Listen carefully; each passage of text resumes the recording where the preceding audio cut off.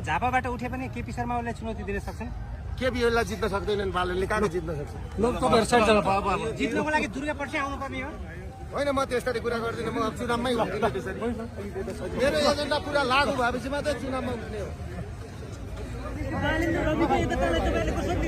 होइन, बालन र रविको एकता ठुलो कुरो होइन कि।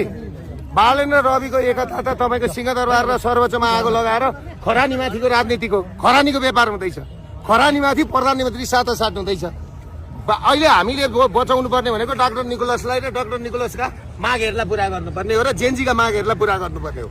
त्यसो भए अबको प्रधानमन्त्री बालन शाह हो, राष्ट्रपालले बालन शाहको क्यान्डिडेट बनाएको छ। ए बाबा, कसरी प्रधानमन्त्री भन्दै? चुनावै भएको छैन। चुनावै नानी पाउनु कहिले कहिले, कोक्रो बन्नु पहिले भनेर सर्वेले त्यही भन्छ नि। बालन कुन शाह सर्वे? पिपुलसँग गरेको सर्वे अनुसार। कुन पिपल? हाम्रो भोलि पर्सि सर्वे गरौँला न, चुनाव आउने दिन सर्वे गरौँला न, जनताले भोट हालेपछि। हेर्नुहोस् यो कुरा के बुझ्नुहोस् भने नि, कसैको सर्वेको तालमा नजानु न, भोट हाल्ने मान्छेले भोट हालेपछि सर्वे गरौँला।